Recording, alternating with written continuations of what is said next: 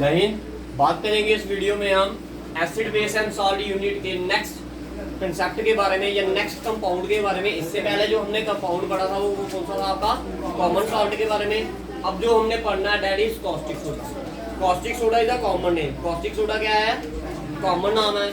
अगर मैं chemical name की बात करूं कॉस्टिक सोडा की तो वो क्या है, सोडियम हाइड्रोक्साइड। अगर फार्मूले की बात करें तो फार्मूला क्या है इसका, NaOH। ठीक है जी, क्लियर है। तो भाई जो NaOH होता है ये क्या है आपका, एक स्ट्रॉन्ग बेस है। क्लियर है। उसके बाद करते हैं इसकी मैन्युफैक्चरिंग की बात। ठीक है जी, जिस प्रोसेस से ये आपका NaOH तैयार होता है, जब बनाया जाता है, उस प्रोसेस को हम क्या बोलते हैं, क्लोरो एल्कली प्रोसेस। क्यों बोलते हैं क्लोरो एल्कली प्रोसेस, क्योंकि इसमें दो चीजें बनती हैं। First one is chlorine and other one is alkali. Alkali के लिए क्लोरो के लिए हमने क्या वर्ड यूज किया, क्लोरीन। ठीक है, क्लोरीन के लिए क्या यूज किया, क्लोरो। और एल्कली का मतलब क्या हो गया, NaOH प्रोड्यूस होता है, इसलिए हमने इसके लिए क्या वर्ड यूज किया, एल्कली। बताइए, क्लियर है। हाँ जी, ठीक है। और जिस अपरेटस के थ्रू, जो अपरेटस लगाया जाता है, वो जो इंस्ट्रूमेंट यूज किए जाते हैं इसको बनाने के लिए, उसको एक स्पेशल नाम दिया गया है। उसका नाम क्या है, कैस्टनर एंड कैल्नर सेल। क्या बोला गया, उसका नाम क्या है। अब है क्या ये process, basically it is the process of electrolysis of sodium chloride. आपने इससे पहले वाले जो कंपाउंड पढ़ा था NaCl, आपको बताया गया था NaCl के यूसेज क्या बताए गए थे कि it is used as a raw material for the manufacturing of other substance. कि जो आपका NaCl है वो अदर सब्सटेंस को बनाने के लिए भी एज अ रॉ मटेरियल का यूज करते हैं। तो भाई इधर NaCl को किसकी तरह यूज किया गया है, एज अ रॉ मटेरियल। जब इसकी इलेक्ट्रोलिसिस की जाती है, इलेक्ट्रोलिसिस एक वर्ड मतलब इलेक्ट्रो, इलेक्ट्रो मतलब इलेक्ट्रिसिटी।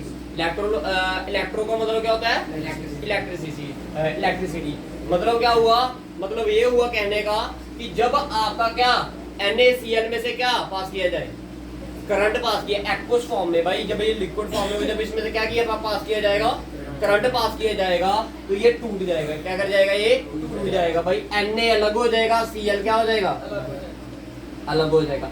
सेम कुछ मात्रा में आपका जो क्या होता है, ये वाटर होता है, ये भी क्या होता है, टूट जाता है। वाटर भी क्या कर जाता है, टूट जाता है। कैसे टूटता है, ये हाइड्रोजन आयन अलग हो जाते हैं और OH आयन अलग। ऐसे करके देखिए, वाटर को मैं ऐसे लिख सकता हूँ, H2O है ना, H2 थे तो मैंने इसके साथ लिखा, ये इधर से टूटता है। क्लियर है।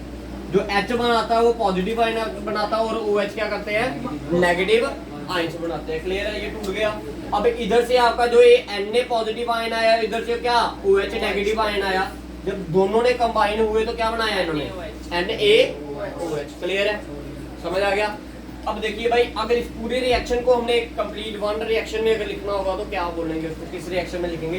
देखिए ये NaCl है, सोडियम क्लोराइड है, ये क्या आपका वाटर। जब इसमें से क्या हमने इलेक्ट्रोलिसिस लिख लेना, क्या लिख लेना,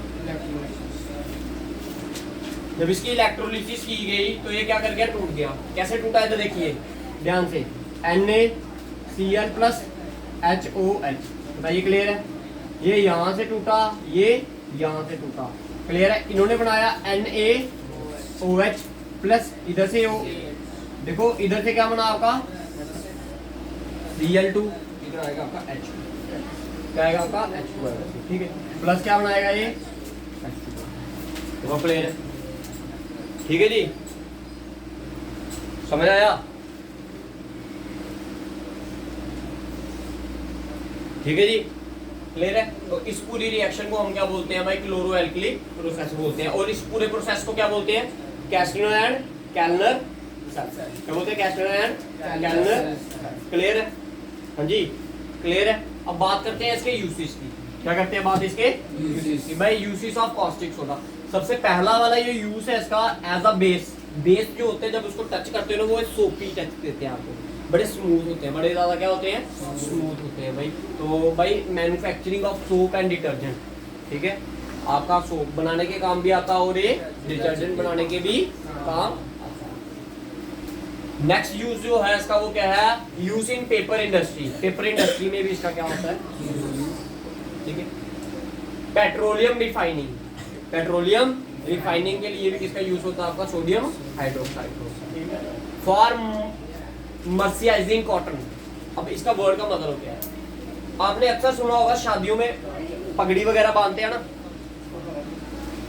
आजकल तो क्या है, बनी बनाई आती है पगड़ियाँ, लेकिन पहले पहले क्या होता था, वो एक बड़ा लंबा सा कपड़ा होता था, 8-9 मीटर का कपड़ा होता था, फिर उसको खुद बांधा जाता था। लेकिन उसको बांधने से पहले, ताकि वो श्रिंक, मर्सिमाइजिंग का मतलब क्या हो गया, श्रिंक ना हो, वो कपड़ा जो है वो छोटा ना हो। छोटा ना होने का सेंस कि उसमें जो कहते हैं वो एक अकड़पन आता है, कहते हैं ना इसको, तनावपन, वो रहे कहते हैं। अब डोगरी में एक वर्ड यूज करते हो आप, माया। बोलते इसकी पागों को क्या करनी है, माया चढ़ानी है। क्या करानी है, माया। कभी जब शादी वगैरह में क्या करते हैं, पगड़ी वगैरह बांधते हैं ना, तो पहले उसको क्या किया जाता है, जैसे आपने कपड़े वगैरह धोते हैं नहीं कपड़े को, उसी तरह पग वगैरह जो होती है, पगड़ी वगैरह जो होती है, उसको भी क्या किया जाता है, उसको माया चढ़ाई जाती है। डैड में वो इसके इस सोल्यूशन में डूबी जाती है भाई, किसमें, कॉस्टिक सोडा में क्या की जाती है, डूबी जाती है, ताकि वो उसके बाद वो जो उसका अक्कड़पन आ जाती है, उसमें क्या आ जाती है, अकड़पन आ जाती है, ठीक है, वो बड़ी ज्यादा हार्ड हो जाती है। क्या हो जाती है, हार्ड। ये वो उसी के लिए मर्सिमाइजिंग कॉटन, इसका मतलब ये होगी ताकि वो श्रिंक ना हो। मर्सिमाइजिंग का मतलब क्या होगा, ताकि वो श्रिंक ना हो, ठीक है। मैन्युफैक्चरिंग ऑफ डाई, डाई वगैरह बनाने में के लिए भी किसका यूज होता है भाई, कॉस्टिक सोडा का होता है।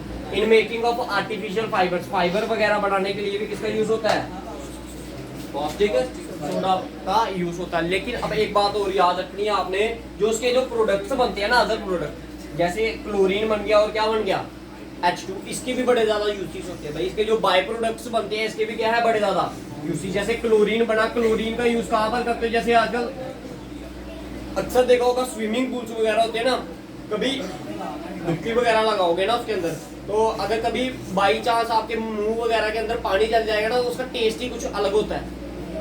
उससे स्विमिंग पूल के पानी का क्या टेस्ट ही क्या होता है, कुछ अलग होता है। वो क्यों होता है, बाकी क्योंकि अलग अलग प्रकार के इंसान उसमें क्या कर रहे हैं, डुबकी लगा रहे हैं ना। ये तो है नहीं कि भाई फ्लोइंग वाटर है, इसने डुबकी लगाई, वो पानी तो आगे चला गया, उधर से और पीछे से आ जाएगा।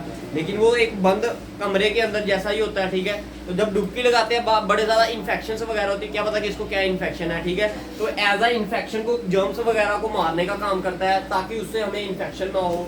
देखना कभी और टेस्ट होगा ना उसका, थोड़ा देखना कड़वा कड़वा ऐसा फील होगा। वो क्यों होगा, क्योंकि उसमें क्लोरीन मिक्स की गई होती है। क्या की होती है, इससे जो नेक्स्ट कंपाउंड आप पढ़ोगे, दैट इज ब्लीचिंग पाउडर। क्या पढ़ोगे, ब्लीचिंग पाउडर। उसको बनाने के लिए भी किसका यूज करोगे आप, क्लोरीन का यूज करोगे। और भी बड़े सारे ऐसे कंपाउंड है जिसके लिए आप क्या कर सकते हो, क्लोरीन का। जैसे पेस्टिसाइड्स वगैरह, कीड़े वगैरह मारने के लिए, या जो घास वगैरह मारने के लिए जब आप स्प्रे वगैरह करते हो नहीं अपनी फसलों पे, ठीक है, उसमें किसका बनता है, क्लोरीन का यूज होता है भाई, जो इधर से बाय प्रोडक्ट आपका निकलता है। क्लियर है। हाइड्रोजन ये इधर से H2 निकलेगा, इसके भी बड़े ज्यादा यूजेस होंगे, ठीक है। हैवी ऑक्साइड्स को कन्वर्ट करेगा। तो ये क्या थे भाई, आपका क्वेश्चन था, that is caustic soda, important for your